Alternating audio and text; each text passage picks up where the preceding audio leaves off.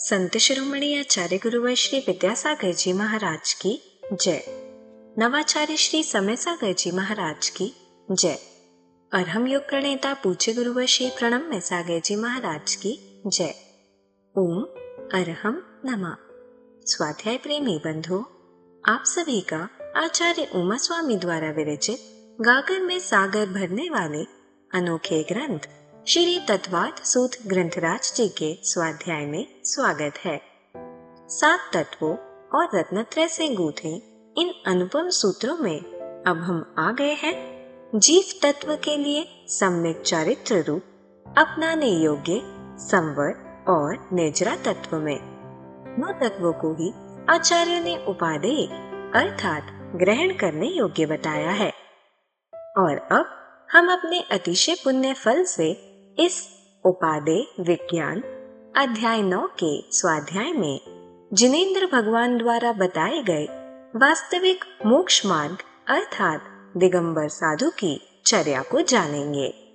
जो नए स्वाध्याय प्रेमी अब हमारे साथ जुड़ रहे हैं, वह पुराने स्वाध्याय के छूटने का विकल्प न करें। निश्चिंत भाव से स्वाध्याय करें। मुनिश्री की सरस सरल वाणी में उन्हें यह जटिल विषय भी बड़ी आसानी से समझ में आ जाएगा। स्वाध्याय प्रारंभ करने से पहले हम अध्याय 9 का सूत्र पाठ कर लेते हैं ताकि हम इन्हें कंठस्थ कर सकें। यदि आपने पिछले अध्यायों की मौखिक सूत्र पाठ परीक्षा नहीं दी है तो भी आपको यह पाठ अवश्य करना चाहिए और इन्हें कंठस्थ करने का प्रयास करना चाहिए। मोक्ष मार्गस्य नेतारं भेत्तारं कर्म भूव्रतां ज्ञातारं विश्वतत्त्वानां वन्दे तद्गुणलब्धये। आश्रम निरोधः संवरः स गुप्ति समिति धर्मानुप्रेक्षा परिसहजय चारित्रहि तपसा निर्जरा च सम्यक योग निग्रहो गुप्तिः ईर्याभाषैषडादान निक्षेपोत्सर्गा समितयः उत्तमक क्षमा मार्दवार्जव शौच सत्य संयम तपस्त्यागा किंचन्य ब्रह्मचर्याणि धर्मः अनित्या शरण संसारैकत्वा न्यत्वा शुच्यास्रव संवर निर्जरा लोक बोधि दुर्लभ धर्म स्वाख्या तत्वानुचिंतन मनुप्रेक्षाः मार्गाच्यवन निर्जरार्थम परिषोडव्याः परिशः क्षुत पिपासा शीतोष्ण दंश मशक नाग्न्यारति स्त्रीचर्या निषद्या शय्या क्रोश वध याचना लाभ रोग तृण स्पर्श मल सत्कार पुरस्कार प्रज्ञा ज्ञाना दर्शनानि सूक्ष्म सांपराय छदमस्त वीतरागयोश चतुर्दश एकादश जिने बादर सांपराये सर्वे ज्ञानावरणे प्रज्ञा ज्ञाने दर्शन मोहांतराययो रदर्शना लाभौ चारित्र मोहे नाग्न्यारति स्त्री निसद्या क्रोश याचना सत्कार पुरस्काराः वेदनीये शेषाः एकादयो भाज्या युगपदे कस्मिन्नई कौन विंशतेः सामायिकच्छेदोपस्थापना परिहार विशुद्धि सूक्ष्म सांपराय यथाख्यात मिति चारित्रम् अनशनाव मौदर्य वृत्ति परिसंख्यान रस परित्याग विविक्त शय्यासन कायक क्लेशा वायम तपः प्रायश्चित्त विनय वैयावृत्त स्वाध्याय व्युत्सर्ग ध्यानान्युत्तरम् नव चतुर्दश पंच द्विभेदा यथाक्रमं प्राक ध्यानात् आलोचना प्रतिक्रमण तदुभय विवेक व्युत्सर्ग तपश्छेद परिहारोपस्थापनाः ज्ञान दर्शन चारित्रोपचाराः आचार्योपाध्याय तपस्वी शैक्ष्य ग्लान गण कुल संग साधु मनोज्ञानाम् वाचना पृच्छनानुप्रेक्षाम्नाय धर्मोपदेशाः बाह्याभ्यन्तरोपद्यो उत्तम सहननस्यैकाग्रचिन्ता निरोधो ध्यान मान्तर मुहूर्तात् आर्त रौद्र धर्म्य शुक्लानि परे मोक्ष हेतु आर्त ममनोज्ञस्य संप्रयोगे तद विप्रयोगाय स्मृति समन्वाहारः विपरीतम मनोज्ञस्य वेदनायाश्च निदानं च तदविरत देश विरत प्रमत्त संयतानां हिंसा नृतस्तेय विषय संरक्षणेभ्यो रौद्रमविरत देश विरतयोः आज्ञापाय विपाक संस्थान विचयाय धर्म्यम् शुक्ले चाद्ये पूर्वविदः परे केवलिनः पृथक्त्वैकत्व वितर्क सूक्ष्म क्रिया प्रतिपाति विपरीत क्रिया निवर्तीनि त्रिएक योग काय योगा योगानाम एकाश्रये सवितर्क विचारे पूर्वे अविचारम द्वितीयम् वितर्कः श्रुतम् विचारोर्थ व्यंजन योग संक्रांति सम्यक दृष्टि श्रावक वीरतानंत वियोजक दर्शन मोह छपकोप समकोप शांत मोह छपक क्षीण मोहजना क्रमशो संख्ये गुण निर्जराः पुलाक बकुश कुशील निर्ग्रंथ स्नातकाः निर्ग्रंथाः संयम श्रुत प्रतिसेवना तीर्थ लिंग लेश्योपपाद स्थान विकल्पतः साध्याः इति तत्वार सूत्रे 9वां। पूज्य मुनि श्री कहते हैं कि सिर्फ सूत्र के पाठन से ही हमारी विशुद्धि कई गुना बढ़ जाती है। तो आइए अब हम चलते हैं उपादेय विज्ञान की कक्षा की ओर। मोक्षमार्गस्य नेतारं भेत्तारं कर्मभूरताम् ज्ञातारं विश्वतत्त्वानां वन्दे तद्गुणलब्धये। देवादिदेव आदिम तीर्थंकर श्री ऋषभनाथ भगवान की, वर्तमान शासन नायक श्री वर्धमान महावीर भगवान की, परम पूज्य आचार्य गुरुवर श्री विद्यासागर जी महाराज की। अभी तो रह रहा हूँ, बसतिकाएँ हैं, धर्मशालाएँ हैं, है ना, इनमें तो रहना होता है, लेकिन ये भी नेचुरल चीज़ें नहीं है। नेचुरल चीज़ें क्या हैं? गिरी माने पर्वत, मसान माने शमशान, समझ आ रहा है? गुह माने गुफाएं, कोटर माने उन्हीं वृक्षों के बीच के बने हुए होल्स, है ना। ये इनके मध्य, मध्य माने इनके बीच में, है ना। ये भावना मैंने एक बार आचार्य महाराज को सुनाई थी, है ना। तो आचार्य महाराज कहते हैं हाँ ब्रज भाषा में लिखा है। हमने कहा हाँ ब्रज भाषा में लिखा है।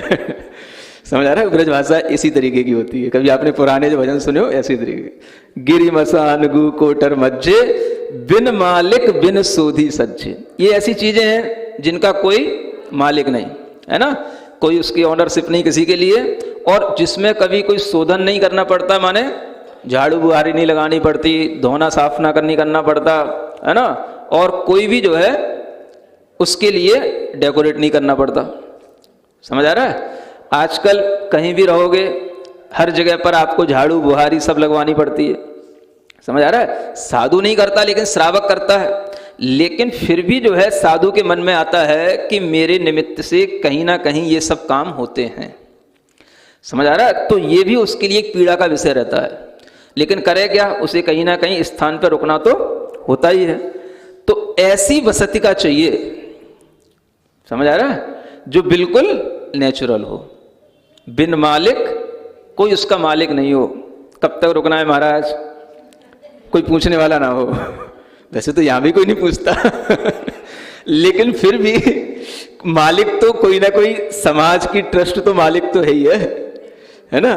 तो बिन मालिक बिन सोधी सज्जे, दोष रहित बस्ती में, ये कहलाती है निर्दोष बसती। बसती का बोलते हैं इसको, बस्ती माने जहां पर मुनि बसते हैं उसको नाम बसती का कहलाता है। दोष रहित बसती में बसकर निज मस्ती में मस्त ही रहूं। कोई मतलब ही नहीं किसी से। समझ आ रहा है? ना किसी को क्लास लेना, ना किसी से कोई मतलब रखना, जो जहां है बस वो रहो, बस इसका नाम है हे प्रभु कब मैं सो मुनि बनो। तो इस तरीके के ये जो उत्तर गुण हैं, इन उत्तर गुणों की पालने की भावना जो बनी रहती है, उसी का नाम यहां पर कहा जा रहा है बना के रखना, तपसा निर्जरा च। ऐसे कार्यों में विशेष कर्मों की निर्जरा होगी, है ना, वो होगी तब होगी जब अच्छा थोड़ा सहनन भी हो, अनुकूलताएं सब तरीके के काल की भी हो, तब ये निर्जरा होगी। तो वो उत्तर गुणों के लिए ये सूत्र आया, तपसा निर्जरा च। आ गया समझ में सबको? अब आगे बढ़ते हैं। सम्यक योग निग्रहो गुप्ति ही, ये गुप्ति की परिभाषा है। जो गुप्ति सबसे पहले सगुप्ति समिति इसमें कहा गया। तो गुप्ति किसे कहते हैं? छोटा सा सूत्र है, सम्यक योग निग्रह, है ना। 3 शब्द दिए। सम्यक माने समीचीन रूप से।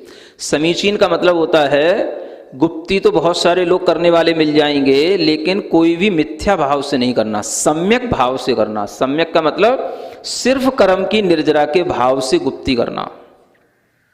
किसके लिए करना? आत्म विशुद्ध्यर्थम कर्म निर्जरार्थम। बस दो चीजें हमेशा बताई जाती हैं। कोई भी आप कार्य कर रहे हैं, दो पॉइंट पर ध्यान रखें, आत्म विशुद्ध्यर्थम यानी आत्मा की शुद्धि के लिए, और कर्म की निर्जरा के लिए।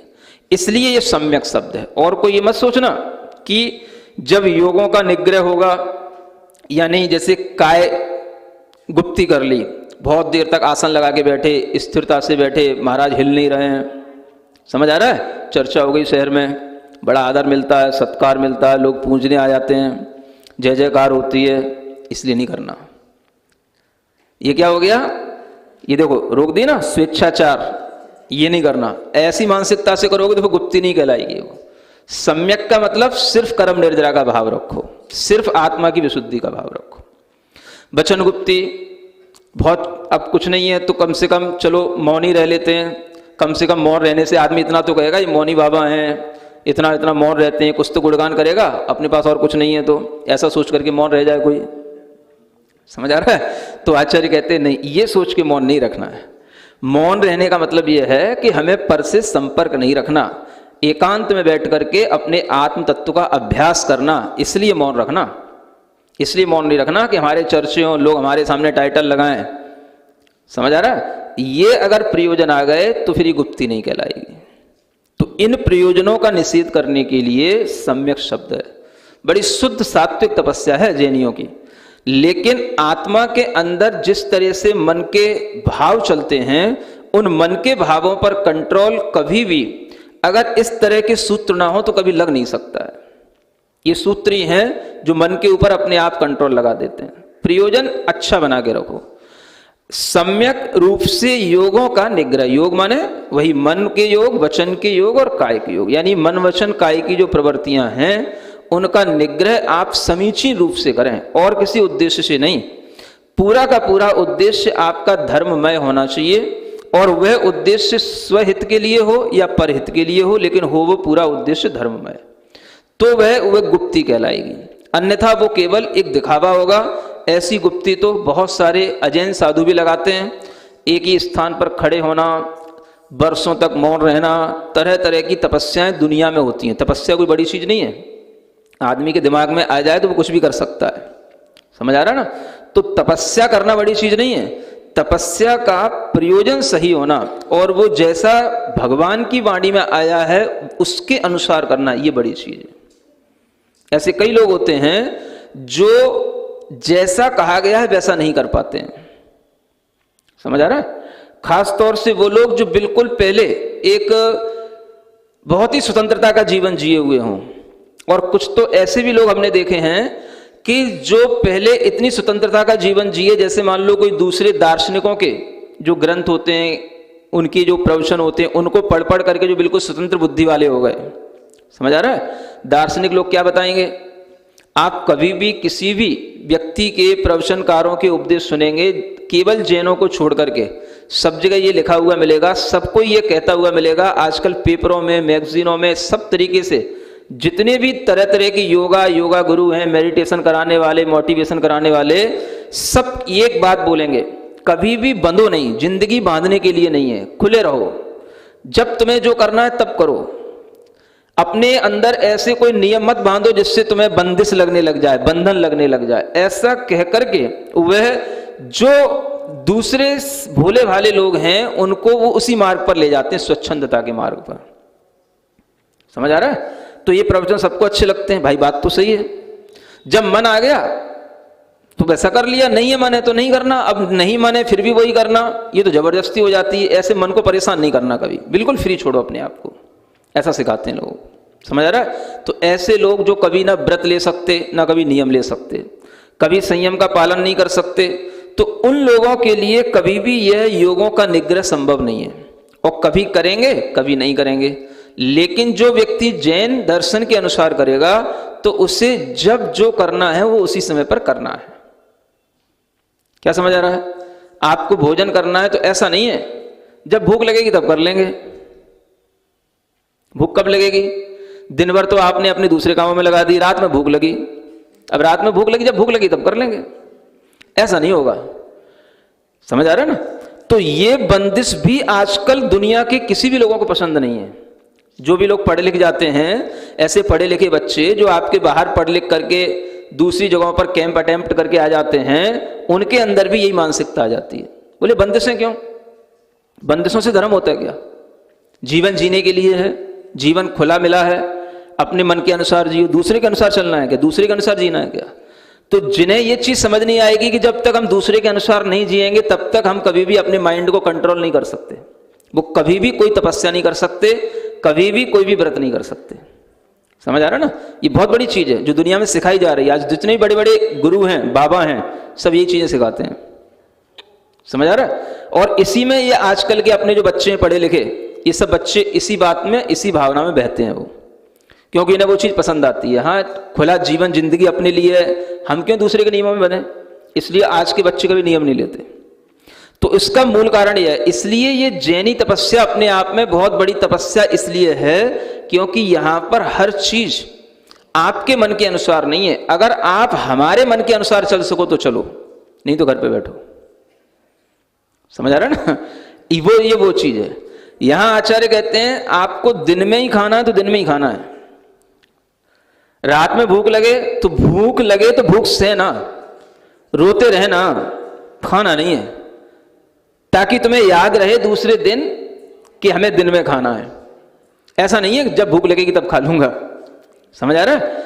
जब मन आएगा तब भगवान की भक्ति कर लूंगा। समझ आ रहा है ना? एक व्यक्ति मेरे पास, मतलब एक परिचित व्यक्ति मेरे पास आया, एक साधक बन करके, जो दूसरी जगहों पर योग आश्रमों में साधना करता था। समझ आ रहा है? वो जब इधर आया और जब उसने ये सब चीजें देखी तो उसको मैंने बताया कि देख यहां पर ऐसा होता है, तो उसका मन नहीं बना। अब उसे जहां जिन योग आश्रमों में रहता था उन वहां भी अच्छा नहीं लग रहा था। उसे अच्छा ये लग रहा था कि हमें यहीं पे कुछ करना है, तो वो एक दूसरे संघ में चला गया। कोई बात नहीं, अब वहां पर भी नियम तो सब जगह होते हैं, तू किसी भी संघ में चला जा। अब क्या होता है कि जैसे मान लो भक्ति करने का टाइम है, तो अब उसे ये नियम पसंद नहीं है कि हमें इसी टाइम पे भक्ति करनी है। जब हमारा मन होगा तो भक्ति कर लेंगे, भक्ति तो हमारे मन का भाव है। फिर वो आया परेशान होकर के, महाराज मुझे इस चीज समझ नहीं आती बिल्कुल भी। समझ आ रहा है? मुझे चीज समझ नहीं आती। मैंने क्या समझ नहीं आती? जब मेरा मन होगा तभी तो भक्ति करूंगा। आपने टाइम बांध रखा है, सुबह भक्ति करो भगवान की, शाम को फिर भक्ति करो, दोपहर में फिर भक्ति करो, ये करो वो करो। हमारा उस समय पर कुछ और करने का मन है तो हम भक्ति क्यों करें? तो ये बात उसको समझ में आएगी जो अपने मन को दूसरे के अनुसार चलाने के लिए दूसरे पर समर्पित कर दे। इसी का नाम समर्पण है।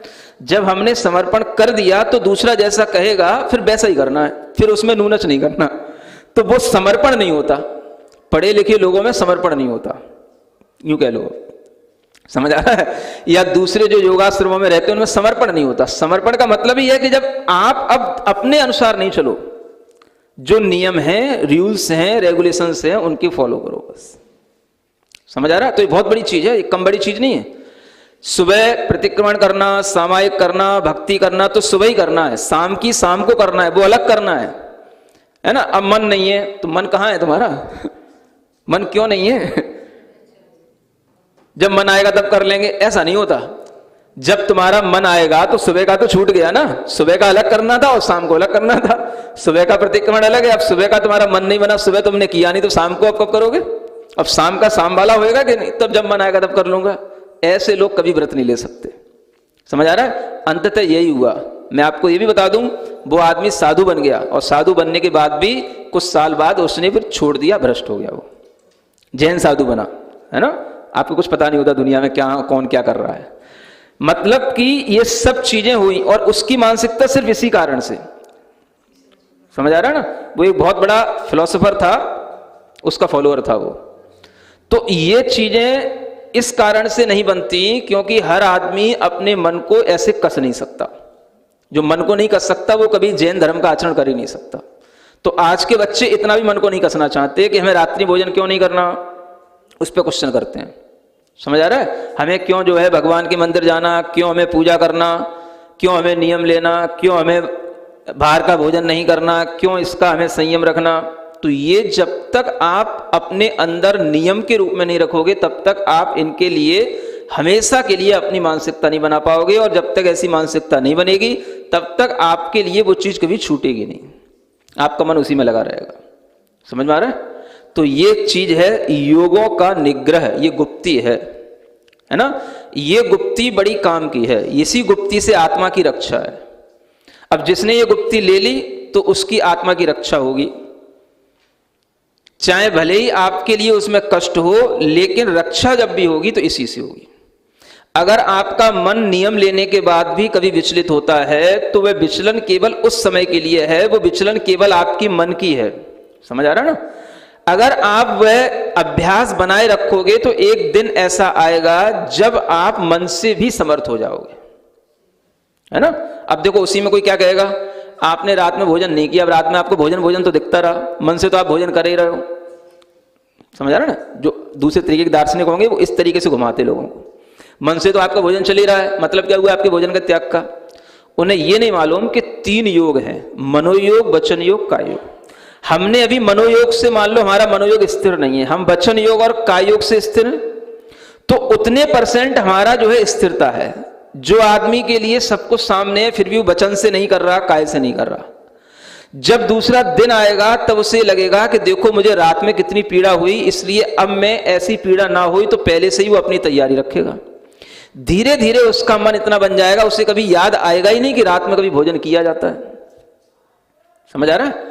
ये उसकी साधना कहलाएगी। साधना धीरे धीरे होती है, मन गुप्ती की साधना धीरे धीरे होती है। जो बड़े बड़े लोग होते हैं वो सबसे पहले ये चाहते हैं कि मन पहले कंट्रोल हो जाए। मन पहले कंट्रोल नहीं होता, पहले काय कंट्रोल की जाती है, फिर वचन कंट्रोल किए जाते हैं, उसके बाद मन कंट्रोल होता है। जब मन कंट्रोल होगा तो फिर मन वचन काय के योगों का निग्रह कहलाएगा। और जब तक वो नहीं है तब तक केवल वचन का निग्रह है, काय का निग्रह है, कुछ तो है। 3 प्रकार की गुप्तियां हैं। अगर 100 में से आपको 33 नंबर दिए जाएं तो कम से कम आपको 66 नंबर तो मिल रहे हैं। अगर आप रात्रि में भोजन के लिए मन नहीं भी कर पा रहे हैं तो भी वचन से नहीं कर रहे हैं कि हमें लाके दो, और काय से नहीं करना चाह रहे हैं, 100 में से आपको 66 नंबर मिल रहे हैं। समझ आ रहा है? 33 नंबर की जो कमी है वो आपकी पूरी हो जाएगी। कब? जब आप ये अभ्यास कर करके समर्थ हो जाओगे, और जिस दिन आपको लगने लगेगा कि अब हमें नहीं करना, ये चीज तो बहुत गलत थी और मैं इससे बच गया, ये मेरा अभ्यास से हो गया, तब आपको जो सेटिस्फेक्शन होगा दुनिया में किसी को नहीं होगा। ये 100 से 100 नंबर आने का तरीका है, ठीक है ना। तो ये जो है गुप्ती है, किसके लिए? संवर और निर्जरा करने के लिए। ऐसी गुप्ती का फॉलो करना सबके लिए संभव है, चाहे वो मुनि हो चाहे वो श्रावक हो। श्रावक छोटे छोटे नियम के अनुसार करता है, मुनि बड़े बड़े नियमों के अनुसार करते हैं, है ना। तो श्रावक की भी गुप्ती कही जाएगी कि नहीं, कि वो रात्रि में भोजन नहीं करता, नियम से दर्शन करता, पूजन करता, गलत सलत नहीं खाता, ये भी उसकी गुप्ती है। एक साधना रूप में छोटी छोटी गुप्तियां हैं। तो ऐसी गुप्तियों को बढ़ाओ, इनका महत्व समझो। इसी से आत्मा में पाप कर्म का बंध रुकता है और बंधे हुए कर्मों की निर्जरा होती है। महावीर भगवान की ओम अरहम नमः। तो चलिए आज की कक्षा की एक क्विक रिवीजन कर लेते हैं। विशिष्ट निर्जरा के प्रकरण में हमने मुनिश्री की भावनाओं को जाना। जहाँ आज मुनि धर्मशालाओं आदि में रहते हैं, उनके निमित्त से श्रावक झाड़ू बुहारी भी करते हैं। वहीं उनकी भावना उन पर्वत, शमशान, गुफा, वृक्ष की, कठोर आदि बिना मालिक की प्राकृतिक निर्दोष वस्तिका में रहने की है, जहाँ किसी साफ सफाई की जरूरत ही नहीं, किसी से कोई मतलब ही नहीं। पर आजकल ऐसा संभव नहीं। अभी मूल गुणों का पालन तो होता है, पर सहनन, काल आदि अनुकूल होने पर उत्तर गुणों से विशिष्ट निर्जरा होगी। सूत्र 4 में हमने जाना कि सम्यक रूप से योगों का निग्रह करना गुप्ती है। यह समीचीन रूप से होता है, मिथ्याभास से नहीं, अर्थात यह आत्मा की शुद्धि और कर निर्जरा के लिए होता है। नाम, आदर, सत्कार आदि के लिए गुप्ती में बैठ जाना गुप्ती नहीं होती। वचन गुप्ती में पर से संपर्क नहीं रखना होता। एकांत में बैठकर अपने आत्म तत्व का अभ्यास करना होता है। ये सूत्र हमारे मन के भावों पर कंट्रोल लगाते हैं। गुप्ती का उद्देश्य धर्ममय होना चाहिए, अन्यथा गलत प्रयोजन से तो बहुत लोग गुप्ती कर लेते हैं। भगवान के कहे अनुसार सही प्रयोजन से गुप्ती करना बड़ी चीज है। अन्य दार्शनिक प्रवचनकार, मोटिवेशनल स्पीकर्स जीवन में न बंधने के लिए प्रेरित करते हैं। जब जो मन में आए तब वो करो। जिंदगी बांधने के लिए नहीं है। खुल के रहो, दूसरों के अनुसार मत चलो। हमारे पढ़े लिखे बच्चे इन्हीं भावनाओं में बह जाते हैं। जीवन स्वच्छंदता से जीना चाहते हैं, बंधना नहीं चाहते, इसलिए नियम नहीं लेते। पर जब तक दूसरों के अनुसार नहीं जिएंगे तब तक माइंड कंट्रोल नहीं हो सकता। ऐसे लोग कभी भी व्रत संयम नहीं ले सकते, कभी योगों का निग्रह नहीं कर सकते। शुद्ध सात्विक जैनी तपस्या बहुत बड़ी तपस्या होती है, क्योंकि यहाँ हर चीज अपने मन के अनुसार नहीं होती। अपनी स्वतंत्रता को छोड़ कहीं अनुसार करना कठिन होता है। जो मन को नहीं कर सकता वह कभी जैन धर्म का आचरण नहीं कर सकता। आज्ञा के अनुसार करने के लिए हमें समर्पण करना होता है। समर्पण यानी बिना नो नच के रूल्स रेगुलेशंस फॉलो करना। जैसे दिन में खाना है तो रात में यदि भूख लगे तो उसे सहन करना, ताकि हमें दिन में खाना याद रहे। पढ़े लिखे लोगों में, आश्रम में रहने वालों में समर्पण नहीं होता। आज के बच्चे मन को कसना नहीं चाहते, नियम नहीं लेना चाहते, पर बिना नियम लिए हमेशा के लिए हमारी मानसिकता नहीं बन पाती, और बिना ऐसी मानसिकता बने मन उसी चीज में लगा रहता है। आत्मा की रक्षा गुप्ती से ही होती है, भले ही उसमें कष्ट हो। यदि नियम लेने के बाद कभी विचलन होता है तो वह केवल मन का होगा और बस उसी समय के लिए होगा। अभ्यास करते करते हमारा मन समर्थ हो जाएगा। मन गुप्ती की साधना धीरे धीरे होती है। पहले काय कंट्रोल किया जाता है, फिर वचन, उसके बाद मन कंट्रोल होता है। यह कहना गलत होगा कि मन कंट्रोल नहीं हुआ तो बाहर से त्याग व्यर्थ रहा, क्योंकि तीनों योगों में काय और वचन की स्थिरता हमारी बनी रही तो धीरे धीरे मन भी स्थिर हो जाएगा। तब तक हमें यह काय और वचन निग्रह से 33 नंबर तो मिलते रहेंगे। गुप्ती मुनि और श्रावक दोनों कर सकते हैं। श्रावक रात्रि भोजन त्याग, दर्शन पूजन आदि छोटे छोटे नियमों से करता है और मुनि बड़े बड़े नियमों से करते हैं। इसी से आत्मा में पाप कर्म का बंध रुकता है और बंधे हुए कर्म की निर्जरा होती है। इसीलिए हमें गुप्तियाँ बढ़ानी चाहिए। तो चलिए अब हम सभी जुड़वाणी स्तुति करेंगे और तत्पश्चात समय होगा आज के सवाल का।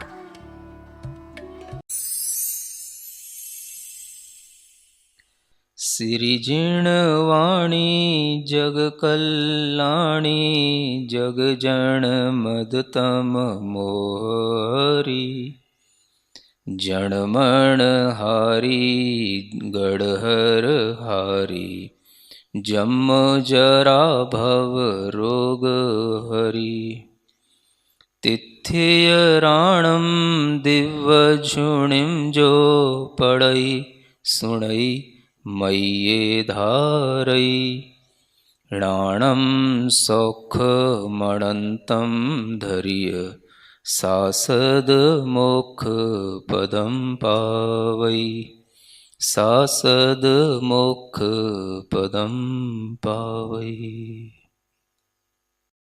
अब समय है आज के प्रतियोगिता प्रश्न में भाग लेकर आकर्षक पुरस्कार जीतने का। आप अपने फोन को QR कोड स्कैन करने के लिए तैयार रखें या दिए गए लिंक पर जाएं। आप अपना उत्तर चुनकर हमें कल शाम 5 बजे तक भेज सकते हैं। 3 भाग्यशाली विजेताओं को मिलेंगे आकर्षक पुरस्कार। विजेताओं का नाम इसी कार्यक्रम में हर रविवार को घोषित किया जाएगा। साथ ही सभी प्रश्नों के सही उत्तर भी बताए जाएंगे। आज का सवाल है, सम्यक रूप से योगों का निग्रह करना क्या कहलाता है?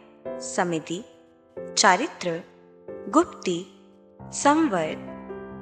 अध्याय 9 की कक्षा 6 के आज के सवाल का सही उत्तर है तप के द्वारा। अगर आप किसी कारणवश कोड को स्कैन ना कर पाए हों तो आप क्लास की वेबसाइट पर जाकर भी उन्हें अटेम्प्ट कर सकते हैं। इस लिंक पर जाएं या QR कोड को स्कैन करें। धन्य है हमारा पुण्य जो मुनिश्री ने हमें उपादेय विज्ञान जैसे कठिन विषय को इतनी सरलता से समझाया, जिससे हम पंच परमेष्टि में आसीन आचार्य, उपाध्याय और साधु परमेष्टि के मूल गुणों और चर्या संबंधी भ्रांतियों को दूर करके श्रावक धर्म को निभा पाए और सच्चे गुरु के प्रति समर्पित हो पाए। और यह ज्ञान आप अपने परिवार, मित्र, समाज के लोगों को इस स्वाध्याय से जोड़कर उन तक दे सकते हैं। आप सिर्फ उन्हें हमारी वेबसाइट ttv.arham.yoga शेयर करें और उन्हें यह सभी क्लासेस मिल जाएंगी। अभ्यास प्रश्न करके आप अपने ज्ञान को प्रगाढ़ करने का मौका और आज के सवाल में पुरस्कार जीतने का मौका भी पा सकते हैं। तो आज ही अपने बच्चों, मित्रगणों और परिवारजनों को इससे जोड़ें और अपना और उनका पुण्य बढ़ाएं। ओम अरहम नमः।